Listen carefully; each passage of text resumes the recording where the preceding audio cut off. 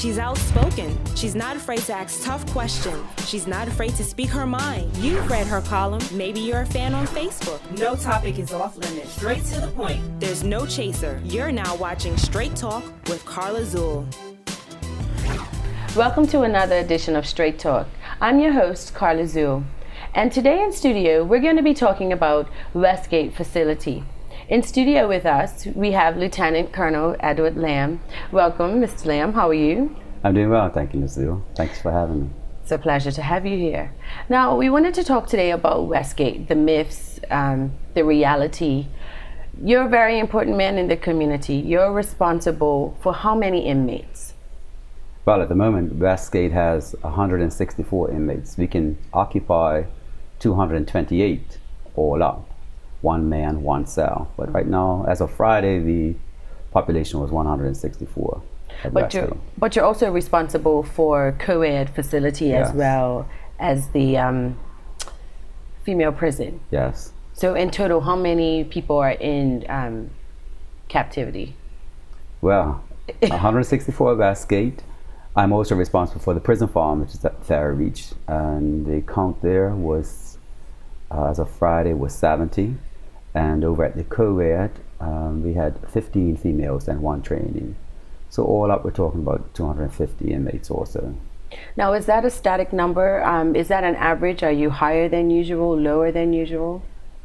Well, the numbers have been relatively flat for a while now. So it can obviously fluctuate from time to time. But the numbers at each facility have been stabilized predominantly. Although the numbers at Coed have dropped considerably over the last year or so. Whereas a year ago, for example, we had maybe 10 or 11 trainees, we now only have one. And whereas in the past we would have had in excess of maybe 24 or 25 females, we're down to about 15. So the numbers are dropping gradually. Are there any trends as to indicate why this drop, especially with the young people? Well, there are alternatives to incarceration nowadays. You know, you have the drug court, you have probation, parole, and other community service also. I think those have been major factors that have contributed to the stabilizing of our numbers. Mm-hmm. Now, what is one of the most challenging aspects of your job? Trying to change lives, trying to change mindsets, trying to take an individual from their criminal past into a more productive life. And that's the mission of our department, to send back to the community an individual who will become a more productive and better citizen of our community. And that is a real challenge for us, I think. Now, why is that? I know that Bermuda seems to be a very unforgiving society. Yes. People come out of Westgate or any of the correctional facilities, and sometimes they have a difficult time reintegrating into the community. Why do you think that our society is so unforgiving? I don't know, maybe it's part of our culture. I don't know. Perhaps there's a lot of hurt in the community, and I mean, let's be honest. A lot of our guys who are incarcerated have caused hurt in the community. There are victims of crime that have suffered at the hands of the actions of our inmates. And so perhaps that, having been hurt, maybe people linger in that hurt. But generally, Joe Public takes a very strong view about how men and women ought to be punished. Very punitive. And I understand that. I understand that. I too am a victim of crime. So in the flesh, you react, I don't want to say with emotion, but I mean, I think it's natural for people to want justice and want punishment.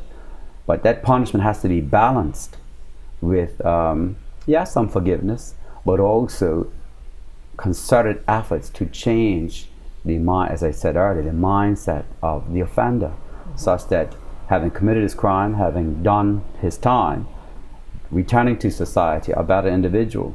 Because all of us are affected by this thing called crime. Mm-hmm. Whether we're the victim or whether we're even the parent or grandparent of an offender, we are all in this boat together.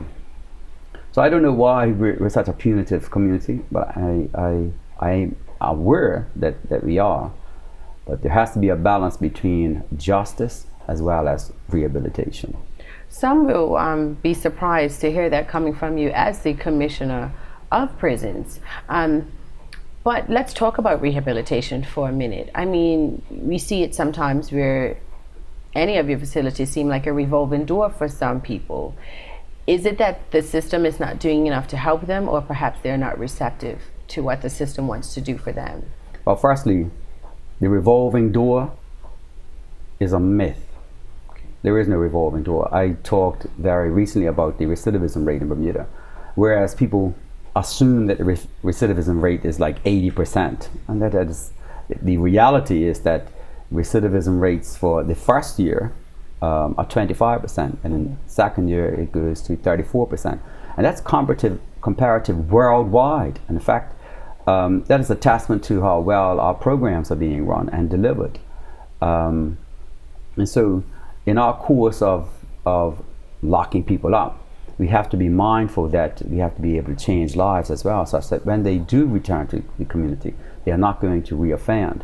Now, there are a number of people who repeatedly come in and out of jail, and most of those have committed crimes relative to their drug use. As you will know, that drugs play a big part in our crime in Bermuda. And so we're grappling as best as we can inside the walls with this wider problem of drugs in our community. But for the most part, as statistics prove, that we are achieving our mission. And you refer to perhaps there being a surprise that I would speak about rehabilitation. Mm-hmm. Well, you know, one of the first things they teach you as a soldier, especially as an officer, is to work towards achieving the mission. And the mission of the Corrections Department, as I said earlier, is to empower inmates to become more productive citizens. By locking them up without rehabilitation programs, we won't achieve that mission. So it has to be about balance. Mm-hmm. And life has to be about balance. Everything we do in life has to have some structure, has to have some order, as well as balance.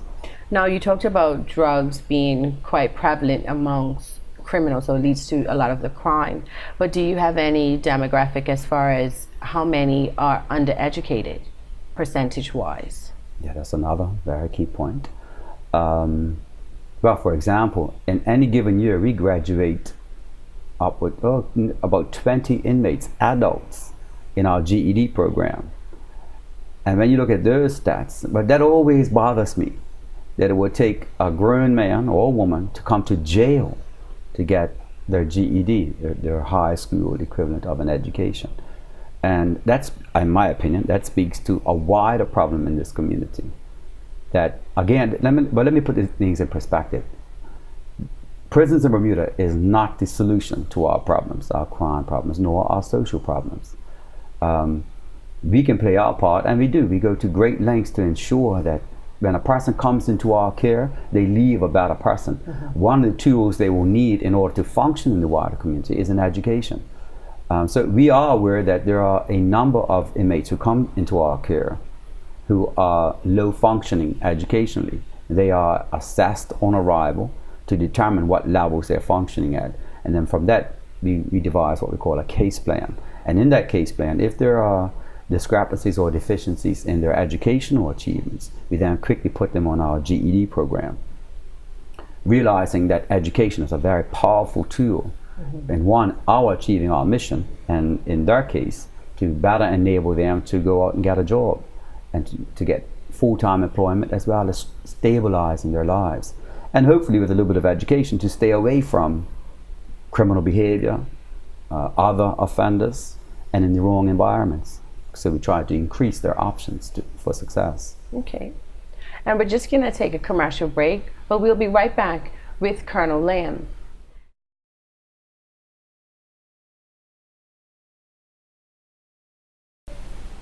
And we're back. Now, Colonel Lamb, you talked about a case plan for every prisoner that comes through the doors. Is it mandatory? Do they have to take programs that are suggested by their caseworker? The answer is yes and no. It depends on what is ordered by the court. The court can mandate certain programs, mm-hmm. and that would automatically go on their case plan. For example, if an inmate is incarcerated for a drug offense, for example, the magistrate may order that he participate in our drug treatment or drug education classes, and that will go on their case plan. And in the absence of a court order, we then sit down with one of our case managers who assesses, there's a process wherein they assess the inmate and their needs. And as I said earlier, perhaps they need to get their GED. That will go on their program. So a very detailed case plan is devised between the case manager and the inmate. And we rely on their being compliant for the most part. But the inmate, in the vast majority of times, recognizes that the case plan is in his or her best interest. Mm-hmm. And so there's a combination of mandated courses and non-mandated courses. But if an inmate chooses not to participate in his case plan, then they are only shooting themselves in the foot, because then when it comes around to parole eligibility, the parole board will assess whether or not they've been compliant with their case plan. And there might be a course or a program that they were supposed to take or were suggested to take on their case plan but haven't taken, and so they'll get, the parole will be deferred. So inmates clearly recognize that it's in their best interest to participate and comply with the case plan, bearing in mind that the case plan is designed for their best interest, not for us. It's for them to improve their lot in life and to improve their chances of succeeding once they get out of Westgate or out of the prison farm. So let's talk demographic. For example, it's no secret, the majority of inmates, male, female, are black. Yeah. What is the rough percentage black to white incarcerated? Males, almost 97% are black. And females, about 90%. Now, is that reflective of something that's going on in our society? Yeah, of course.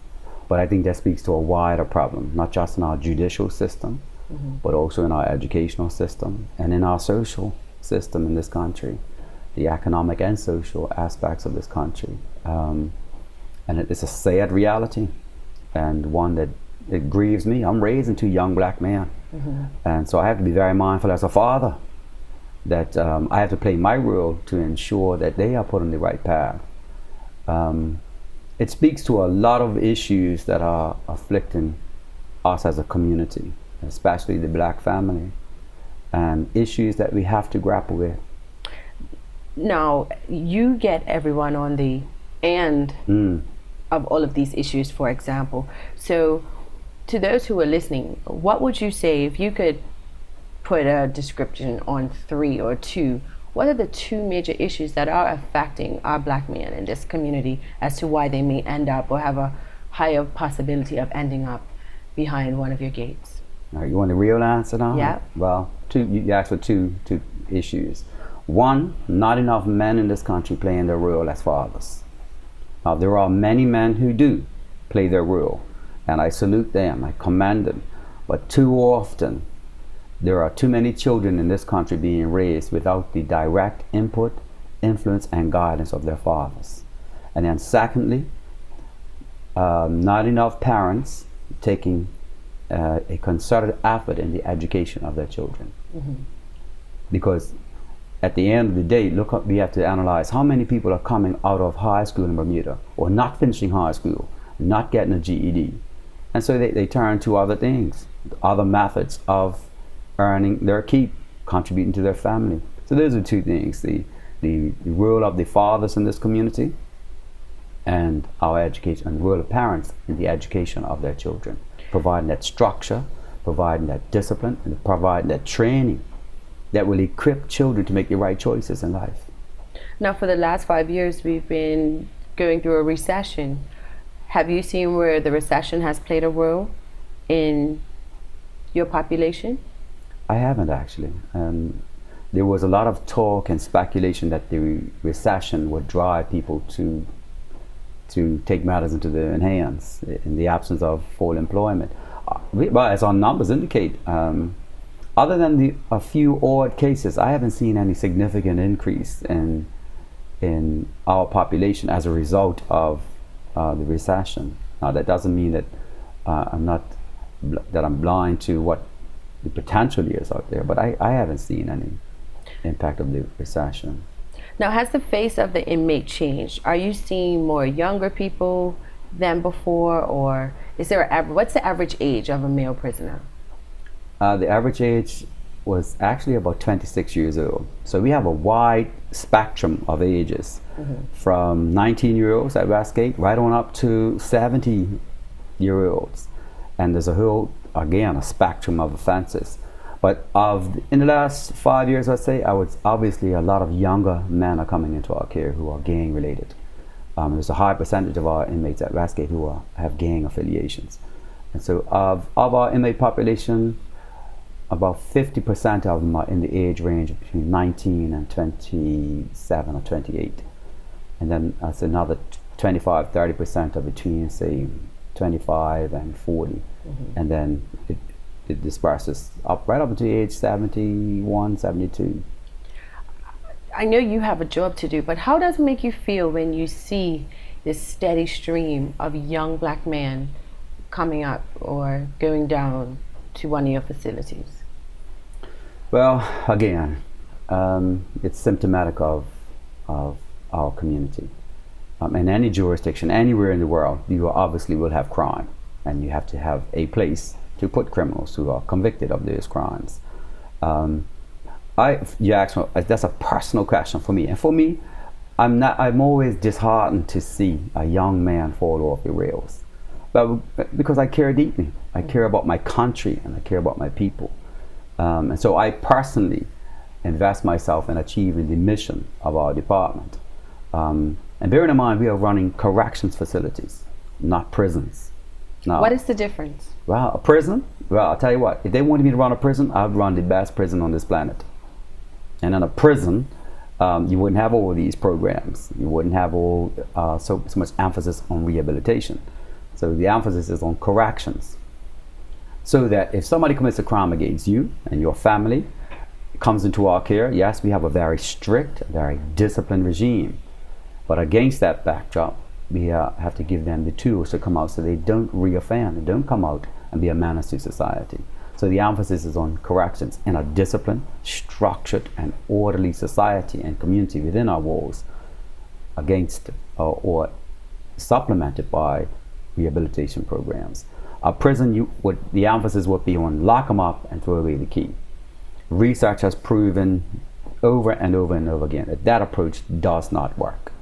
Whereas the emphasis on rehabilitation does work. One good model is Canada, actually, where their recidivism rate is very low because they place a very heavy emphasis on rehabilitation. Okay, and when we come back, we're going to ask Mr. Lamb, how does this prevailing gang activity affect the officers that work within his facilities? We'll be back in a moment. And we're back. Now we're talking corrections with the Commissioner of Prisons, Lieutenant Colonel Edward Lamb. Now before the break, we were talking about how the face of the prisoner has changed, the shift in age, etc. It's no secret. We've been dealing with a lot of gang activity since 2009, and here recently more and more males are doing lengthy sentences for gun murders. With the gang war that has gone from outside of your walls to inside of your walls, what impact does that have on your officers? Well, on arrival, we keep statistics of gang affiliations for inmates. So at any given time, we know what percentages and what numbers of inmates have gang affiliations and what gangs with which they are affiliated. Mm-hmm. And that information helps us to accommodate them and house them. But let me just say in general terms that our officers and staff are doing a remarkably fantastic job at managing this issue, such that statistics prove that whereas people were predicting an all-out riot at Westgate over the last 2 years, you'll notice that that hasn't happened. And we do have inmate-on-inmate assaults from time to time, but statistics are very low in that regard. Very few inmate-on-inmate assaults or gang-affiliated fights and so forth. And that is a true testament to, I think, the quality and competence of our officers and staff. And I'm not belittling the situation because it can be very tense. We had an incident recently which raised the tensions at Westgate, but that's part of prison life or corrections life. That's part of jail life.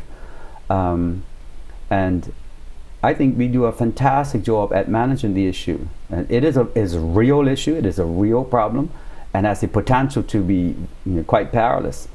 But as I said, statistics show that we are doing, I think, an extremely good job at managing this problem. It is a problem. We've seen numbers rise in the numbers of inmates who have gang affiliations and bitter rivalries between them. And when you ask them individually, you know, what's this all about? Very few of them, in fact, I don't think I've ever gotten an answer as to what it's all about. They just they don't like that boy because he's a member of a certain gang, and vice versa. So our staff members, one, kept very much in the loop as to who is affiliated with what gangs. There are different units at Westgate where we house inmates, and with that information, we then choose where an inmate might be housed, and trying to keep the lid on it at all times. Again, also running our programs that are helping these guys want to get away from this whole gang life. The vast majority of them, when we did a survey, indicated that they want to get out of this whole gang lifestyle, and either don't know how or don't have an alternative. So I think we are doing a fantastic job managing this problem. It has become an issue in the last 5 years or so, and we have adapted, and we have managed to keep the lid on things quite well, I think.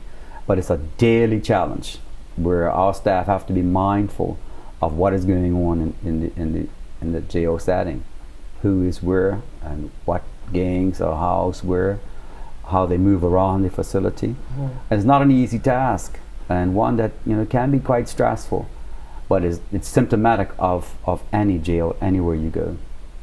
So to you, what would be success? What do you feel is success when it comes to a prisoner or an inmate? Success to me looks like when a young man comes into our care with all manner of issues and problems that led to his criminal behavior, and at the end of his incarceration is a better person, is a stronger person, who then goes forth, having done his time, having paid his debt to society, leaves our care, recognizes that he has to make changes in his life, has to make better choices, and then goes forth into the community and plays his God-ordained place in our community as a father, as a husband, as a son, as a grandson, as an uncle, whatever his role is, and then leaves behind him that life of criminality. And I've seen that over and over and over again. I can tell you 100 different stories of young men who came in as gunslingers, who have now left our care, having been reprogrammed or enlightened or educated, that there's a better way out there, there's a better life, and that your children need you. They require you to make those changes in order for you to raise your child in a loving, nurturing, and orderly environment. So that's what success looks like to me. Success looks like when out of the blue, a young man appears on my doorstep at my office and is only coming there to greet me, to say hello, to say thanks, and to let us know how he's doing. Whereas before he would have been shooting at somebody, he's now out in the community helping to raise his little girl and working, has full-time employment, has a steady accommodation, and is now looking to, or has ambitions now, whereas in the past he would not have had any ambitions for next week, let alone for the next 5 years. That's what success looks like, and there are hundreds of stories that I could tell. Now, what is the most utilized program that many inmates take advantage of? Is it the GED? Yes. As I said, we have anywhere from 15 to 20 graduates every year. But in addition to that program, we have drug education programs, which is quite popular, drug treatment programs. We're just starting up another iteration of our sex offenders program. And whilst on that subject, and that subject is particularly disturbing to me personally, but we've seen an increase in the number of sex offenders that are coming through our doors. And so we run a sex offenders program. We have a violent offenders program. We have cognitive skills programs like Thinking for a Change and Calm. But I would say that of all the programs, the GED program is probably the most well-attended one and the one that's most in need. Now, you've touched on already that statistics show that prison life or treating them as prisoners is not really beneficial. Corrections is the way to go. What do you say to those who keep saying, you need to bring back the old casemates and you just need to lock up these hardened criminals and leave them alone? What do you say to them? Well, I used to think like that too.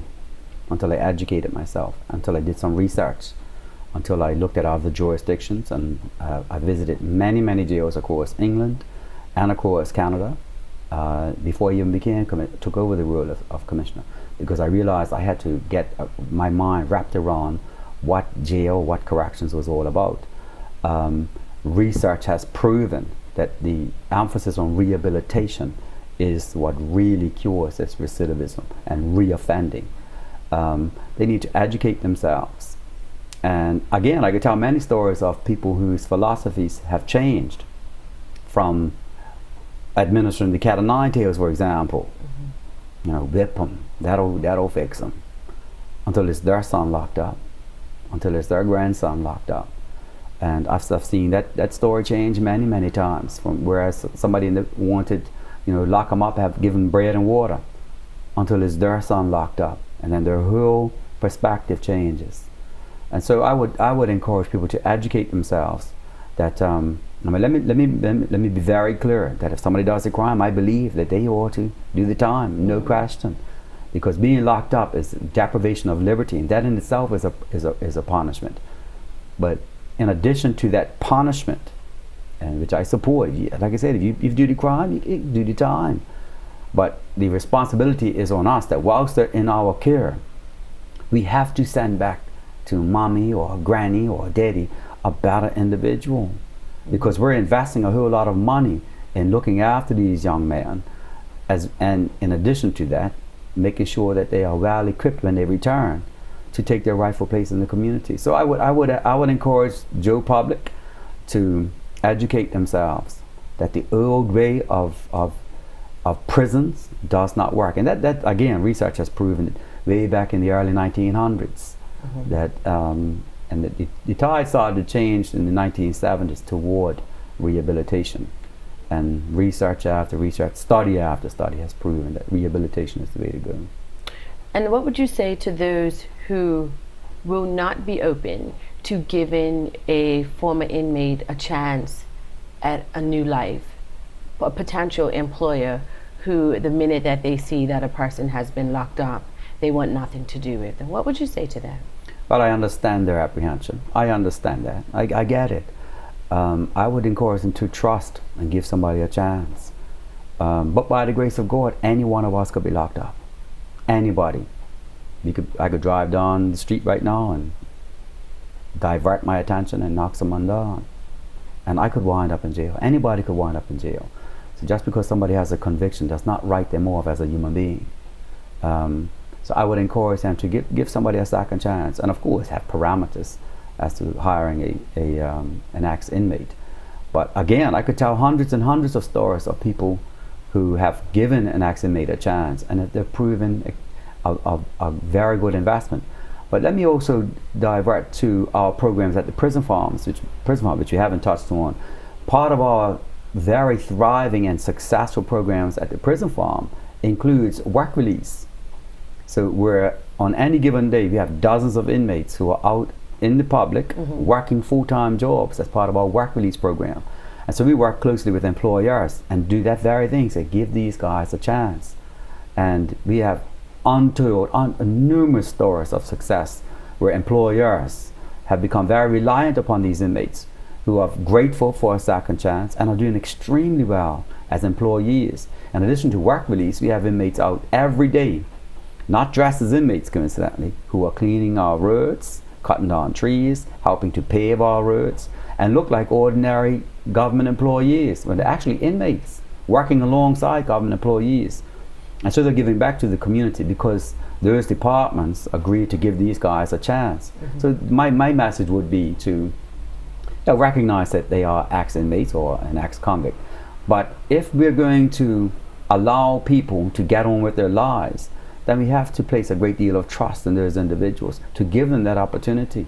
Having paid their debt to society, society then has to be able to welcome them back within certain guidelines and parameters, of course, like any employee, but certainly to give them a second chance so that they can make a contribution to this community. Okay. Well, thank you, Colonel Lamb, for being here today. And that wraps up another edition of Straight Talk. I'm your host, Carla Zuill, and we'll see you next week. Thank you. Are you on financial assistance but determined not to remain on it for the rest of your life?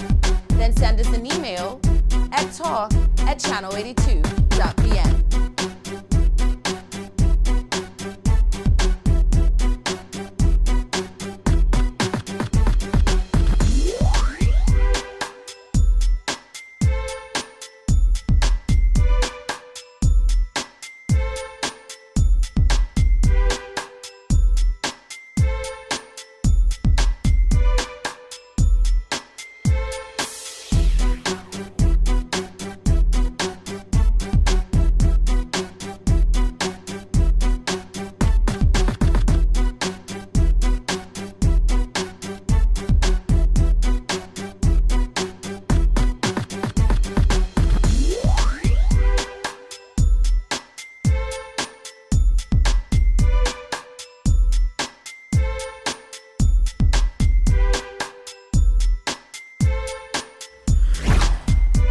Thanks for watching Straight Talk with Carla Zuill.